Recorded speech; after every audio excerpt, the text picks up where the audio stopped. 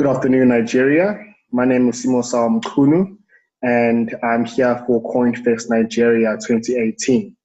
Today, my discussion will be about blockchain beyond cryptocurrencies.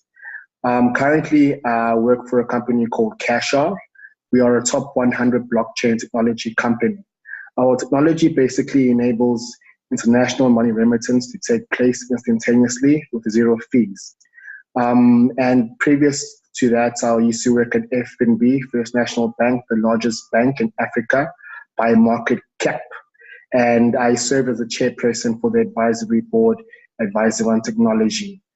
Currently, right now, I'm the VP of Africa at Cashaa, and part of my job is to roll out the technology in Africa for blockchain mass adoption, really.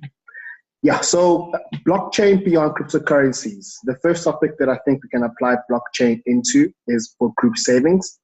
In Africa, we have the saying that says, Umuntu, Umuntu ngabantu, basically meaning that we are a community of people.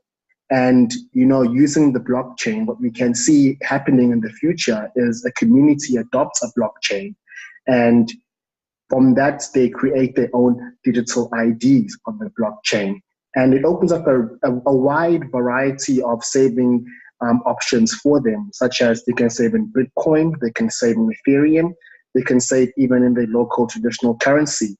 But it also helps, for the record keeping of the group saving and any assurances and promises made by any members of the blockchain.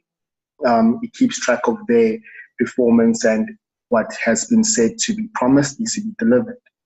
So once a community has adopted a blockchain, right, it then makes it easier for them to send money between each other. So this is obviously faster and cheaper than normal money transfers because, it's on the blockchain and it eradicates any middlemen that you see traditionally apply for normal money transfers. So if you look at how the blockchain works, historically, or the internet works, historically, if you were sending an email or an IM to anybody, you were sending a copy of that. Now, the power of the blockchain is that it actually sends the original form to the user, to the receiver rather, and making it easier, making it a more effective way to transfer ownership and to move digital assets. So once the community has adopted the blockchain, they can then start sending money towards each other, in between each other rather. And, we can really start seeing a whole new world open up now because there's a certain financial ecosystem that exists, and the idea of peer-to-peer lending then comes about, right? Cash isn't effective. I mean, the cash supply is limited. It's limited to a number of supply, limited to a currency, and it's timeless. You send cash, and it's 39% of the world's population is unbanked, right?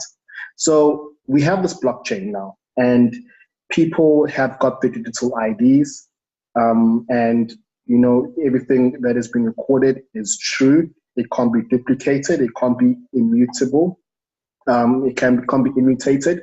And basically now it opens up the opportunity for peer-to-peer lending.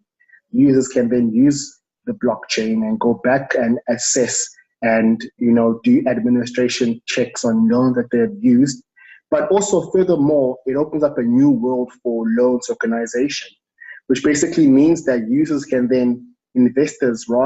then start to tokenize their loans and trade them between each other, which is basically how banks have been making their money since the beginning of time. The next topic I think would be a nice, application for blockchain is invoice discounting. Invoice discounting is basically when a small business has got a debtor that owes them money, and then they want to get an advance on that money that is outstanding for the debtor. So they cede the debtors to the bank. Basically, the bank then owns the debtor, and then the debtor doesn't pay the person who they owe money to, they pay the bank. So, blockchain here can really revolutionize this industry just by simply applying smart contracts, Whereas, traditionally, there'd be a lot of intermediaries that used to play parts of this transaction, trying to verify and authenticate the authenticity of this transaction through, third-party verifications. Now, on the blockchain and smart contracts, when ownership is transferred, it's transferred outright, and it can't be duplicated, it can't be immutated, as we know.